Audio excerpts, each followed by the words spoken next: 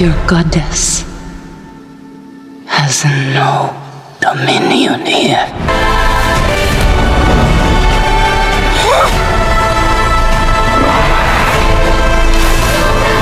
This isn't a trailer about humans invading Pandora anymore. This time, the real threat is a planet tearing itself apart. We're talking fire, grief, betrayal, and a new tribe of Na'vi who say Eywa is no longer their goddess. James Cameron's Avatar universe just changed direction. And if you weren't paying attention, you might have missed how deep this really goes. What the trailer reveals and what it doesn't. Let's start with what this trailer actually shows. On the surface, we get the usual. Floating mountains, flying creatures, underwater shots, and big war moments. But what it's actually doing is showing us the first real fracture inside Pandora. This isn't just about the RDA anymore. The Na'vi are starting to divide with different clans, different beliefs, and different wounds. Meanwhile, Jake and Neytiri are falling apart. Grief is taking a toll on Neytiri, and Jake seems like he's trying to hold the family together by force. He even says it in the trailer. "You cannot live like this, baby," in hate. Jake Sully, played by Sam Worthington, looks older and more worn down. This isn't the fearless Toruk Makto we remember. He's scarred, physically and emotionally. Neytiri, played by Zoe Saldana, is still grieving the death of their son, Neteyam. And that grief runs deep. We see Jake is trying to hold the family together, but Neytiri is slipping away. He even says it in the trailer, "You can't live like this, baby," in hate. Then there's Kiri, played by Sigourney Weaver. Her connection to Eywa might be the strongest of anyone. But in this new region, something feels different. The Ash people, led by Varang, don't worship Eywa anymore. And Varang makes that clear with one devastating line: "Your goddess has no dominion here." And if Eywa's reach can be broken, then this war might be even bigger than we thought. Meet the Ash people. We finally meet the Ash people in this trailer, a new group of Na'vi who've turned away from Eywa, and everything about them feels different from what we've seen before. They don't live in the forest, they live in the remains of one. The trees around them are dead, and the sky is filled with smoke. And instead of glowing in the dark like the others, their bodies are covered in ash and paint. Their leader is Varang, played by Una Chaplin, the granddaughter of the legendary Charlie Chaplin, and someone you might recognize from Game of Thrones. She feels like the kind of character who's already lost everything, and that's the point. This tribe doesn't worship Eywa anymore. They used to, but after a natural disaster destroyed their land, they believe the planet turned its back on them. They see the world differently now, not as something to protect, but as something to survive. That changes everything, because up until now, every Na'vi clan we've met believed in the same balance. The forest clans, the ocean people, they all connected to Eywa. But these Ash people, they've cut that cord. They also reject everything the other clans stand for, which means they're not just an enemy, they're a challenge to what it means to be Na'vi in the first place. Kiri's power has limits. Kiri has always been different. In the way of water, we saw that she connects with Eywa in ways the others can't, not just through the sacred trees, but through animals, sea creatures, even the world around her. It's like she can feel Pandora breathing.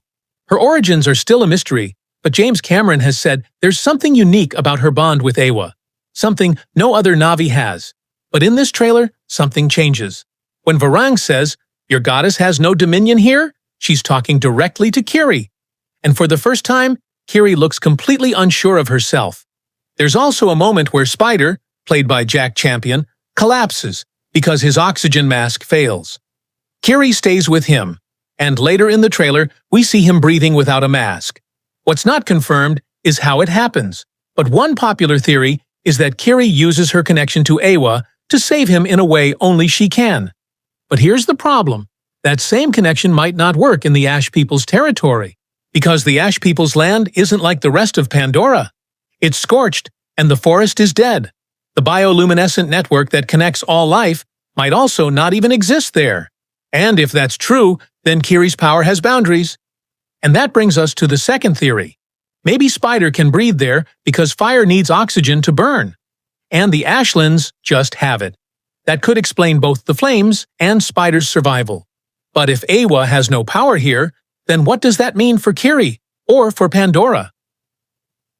The Sully kids are taking over the story. James Cameron said from the start that the Avatar sequels would slowly shift focus from Jake and Neytiri to their children, and in this trailer, that shift is already happening. Loak, the second son, is stepping into the role Jake once had. He's reckless, emotional, and deeply loyal. But unlike Jake, he grew up during a time of war. He's already scarred, and we see him holding weapons, flying into battle, getting into fights with his father. He's not a boy anymore. Kiri, as we've already seen, might be the key to Pandora's survival. Or destruction. Her power is growing, but so is the pressure on her to fix things she barely understands. Spider looks fully transformed with no mask or tattoos, fighting alongside the Na'vi, not as a human guest, but as someone who finally belongs. And even Took, the youngest, is out in the wild with the others, dodging fire arrows, running through forests, surviving attacks. These kids aren't just side characters anymore. They are the story now. What fire and ash really means. In the first Avatar, Neytiri was the heart of the story. Fierce, loyal, deeply connected to Eywa. She guided Jake and showed him the balance of Pandora. And even in the way of water, through all the pain, she still held on to that sense of purpose. But in this trailer, she looks broken. She's grieving Netayam, and she's wounded. It feels like she doesn't know who she is without her son. That's where Varang comes in.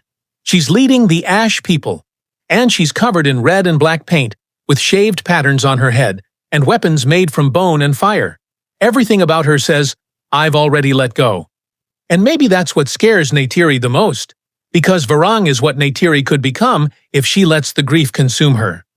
There's a moment where Neytiri is being treated for injuries, and she yells, "The children!" That's panic and the fear of losing what's left. So maybe the real meaning of fire and ash isn't necessarily about war and destruction. Maybe it's about what Neytiri and Varang show us, how grief can twist even the most loyal Na'vi into something unrecognizable. Jake Sully is ready to surrender, and that's the twist. One of the most surprising trailer moments shows Jake Sully being led through a crowd under flashing cameras, as if surrendering in public.